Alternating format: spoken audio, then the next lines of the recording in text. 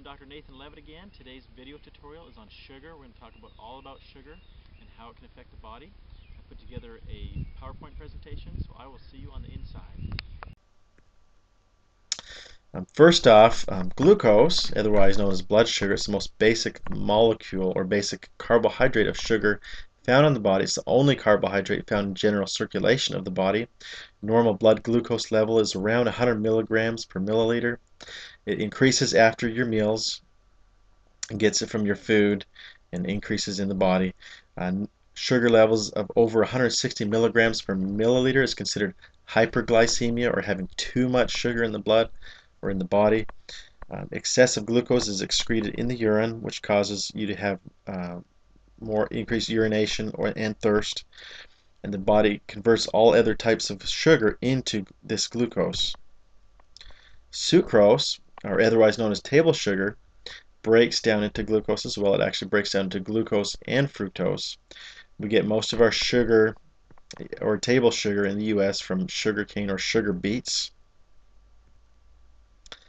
Fructose, as we mentioned, is actually a good type of sugar. It's found naturally in honey, fruits, and berries.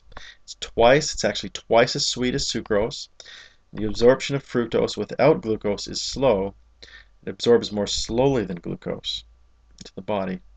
When you get it together, it can cause problems in the body. High fructose corn syrup is a concern. There's been a lot of research done on this lately.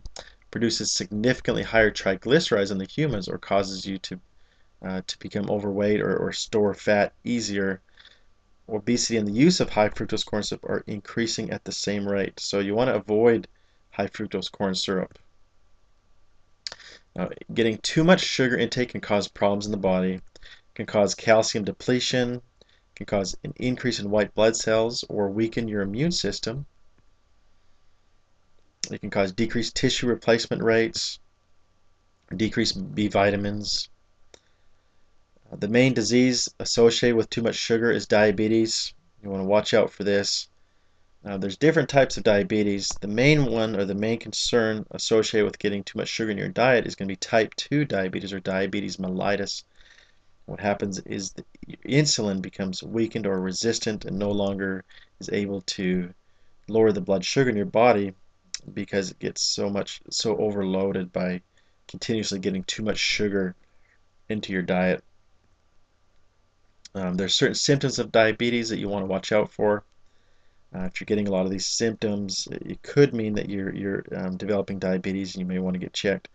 Uh, Increased thirst, if you're thirsty all the time, or if you're increased urination, or you're having to go to the bathroom, or maybe getting up at night, having to go to the bathroom a lot at night. If you have sudden weight loss that's unexplained, increase in fatigue if you're tired all the time, or if you have blurred vision, or if you get sores and cuts that aren't healing like they should. These are all things that can be associated with diabetes. Again, type 2 diabetes is insulin resistant. There's certain people are at more risk of developing diabetes than others, certain ethnic groups. If you have high blood pressure, or if you have low HDLs, or if you have low amounts of the good cholesterol in your body actually has good types of cholesterol called your HDLs, and if you're low in these, you're more at risk to developing diabetes. Or if you have high triglycerides or a lot of fat in your diet, you're going to be more at risk. If you have a family history of it, or have family members that have it, you're going to be more at risk. Or if you have a baby over 9 pounds. If a woman has a baby over 9 pounds, more likely to develop diabetes. Or if she's had gestational diabetes or diabetes during pregnancy, more at risk to developing general diabetes, or just in general being overweight.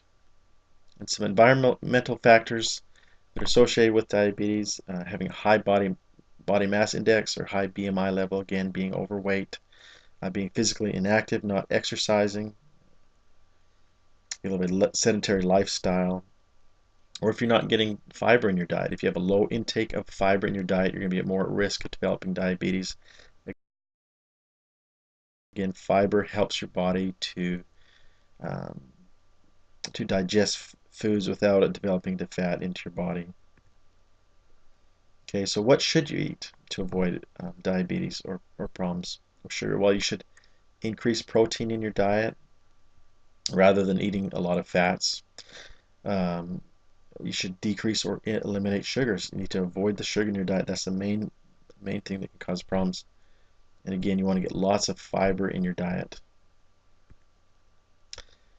Just to talk about glycemic index just for a minute. Glycemic index is the extent to which a given food raises blood glucose compared to white bread. You want to eat foods that have a low glycemic index. I'll give you some examples here. Some foods that have a low glycemic index are 55 or less.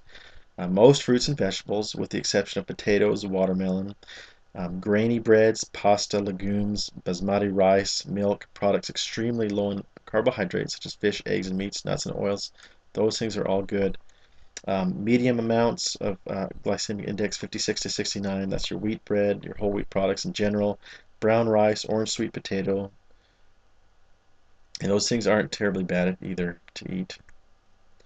The things that have high glycemic index 70 to 99, that's going to be corn flakes, baked potatoes, white rices, jasmine rice, that's actually the worst type of rice, has a very high glycemic index, easily converts to sugar, croissants, white bread, candy.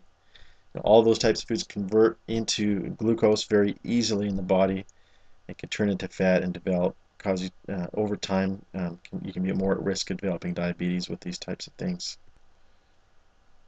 To avoid diabetes or problems in the body, you want to get lots of exercise. Aerobic and anaerobic are good.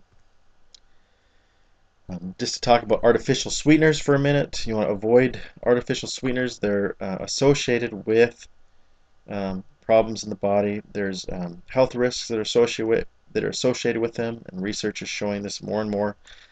First one you have is Splenda or sucralose. It's actually a byproduct of chlorine. And then you have aspartame. There's been a lot of research done on aspartame, probably more so than Splenda. It's been around longer. You have saccharin. Then stevia. Stevia is actually a good sweetener. It's also commonly known as sweet leaf, sugar leaf, or simply stevia. It's widely grown for its sweet leaves, and its extracts are up to 300 times the sweetness of sugar. It's also shown promise in medical research for treating such conditions as obesity and high blood pressure. Stevia has a negligible effect on blood glucose, even enhancing glucose tolerance. It's attractive as a natural sweetener to diabetics and others on carbohydrate-controlled diets. So stevia is actually really good. Honey is also good. For at least 2,700 years, honey has been used to treat a variety of ailments through topical application, but only recently have the antiseptic and antibacterial properties of honey been chemically explained. Wound gels that contain antibacterial honey have regulatory approval for wound care are now available to help conventional medicine in the battle against drug-resistant strains of bacteria. As an antimicrobial agent, honey may have the potential for treating a variety of ailments. So honey is really good. You want to be careful with honey though because it's high in calories. You don't want to eat too much of it because that can turn into triglycerides or cause problems in the body. But honey is really good. So when you're shopping at the grocery store, I recommend shopping around the perimeter of the grocery store. Usually your most healthy foods are going to be around the perimeter, and in the middle is all your other things that they're not as good for you or not as healthy. But you want to shop for whole grain breads, again, which have a lower glycemic index. You want to eat plenty of fresh fruits and vegetables. You want to eat lean meats and proteins that have less fat in them, and get dairy in your diet. All of those things are going to be healthy as far as keeping your sugar levels down. So I hope this workshop has been informative, and it's been great to be with you today, and I look forward to being with you on one of my next workshops.